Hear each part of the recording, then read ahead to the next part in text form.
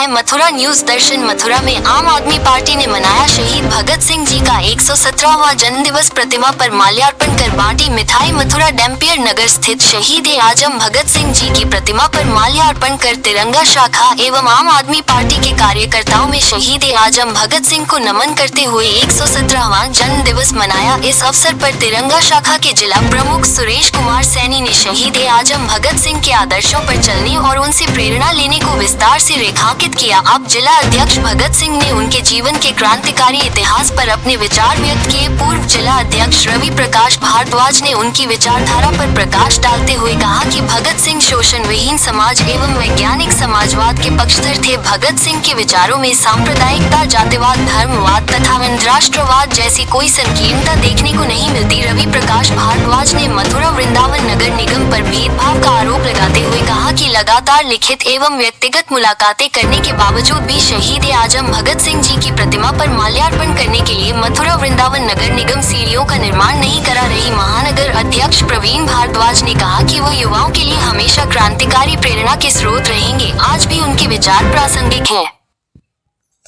शहीद भगत सिंह अमर रहे, अमर रहे, अमर रहे। शहीद भगत सिंह अमर रहे, अमर रहे, अमर रहे। शहीद भगत सिंह अमर रहे, अमर रहे, अमर रहे। इंकलाब जिंदाबाद, जिंदाबाद, जिंदाबाद, जिंदाबाद। इंकलाब जिंदाबाद, जिंदाबाद, जिंदाबाद। इंकलाब जिंदाबाद, जिंदाबाद, जिंदाबाद। भगत सिंह के सपनों को मंजिल तक पहुंचाएंगे, भगत सिंह के सपनों को मंजिल तक पहुंचाएंगे। सर आज बताएं 117वीं जयंती बड़े हर्षोल्लास के साथ मनाई जा रही है, क्या कहेंगे सर? देखो, हमारे भगत सिंह जी की मूर्ति, पहले तो मैं कहना चाहूँगा कि आज 28 मार्च 1907 को हमारे देश में क्रांतिकारी भगत सिंह जी का जन्म हुआ था।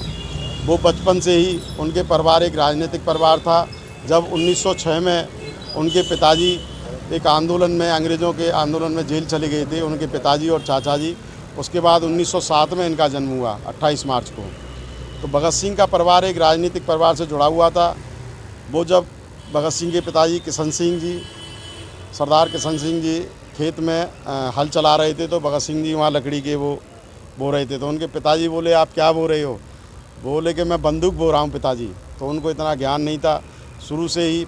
अब हमारा देश जब आज़ादी की लड़ाई में उनका सबसे महत्वपूर्ण योगदान रहा, और जब वो जेल गए, जेल में उन्होंने अपने भारत के लिए, अपने भारत को एक अच्छा, गरीब, रोज़गार और जो आने वाली समस्याएं थी उससे जूझने के लिए एक सपना देखा था।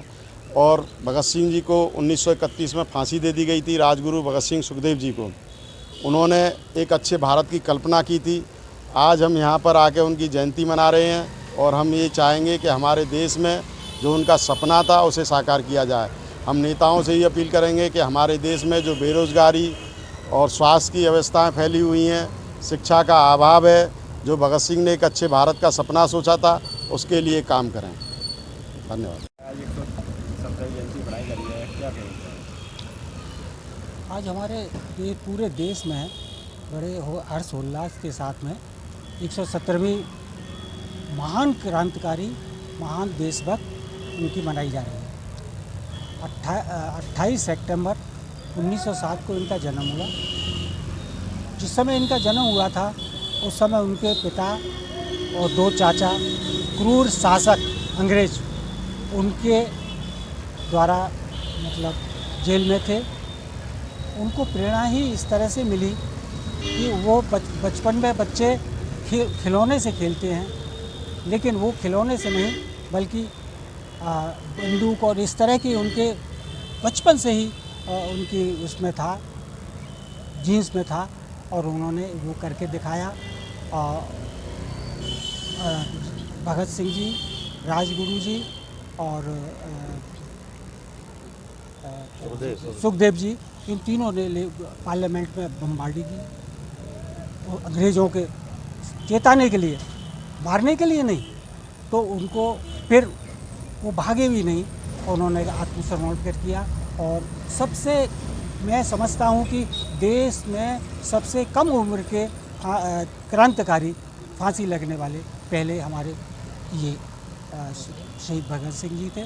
और मैं अपने सभी साथियों से, देशवासियों से, मथुरावासियों से, ब्रजवासियों से सबसे ये अपील करूँगा कि उनके, वो तो बहुत छोटी उम्र में, जब 23 साल का बच्चा ही होता है, उसमें हम अपना शहीद होकर चले गए, तो उनकी जो क्रांति है उस क्रांति को बनाए रखें और उससे सीख लें और आगे बढ़ाएं।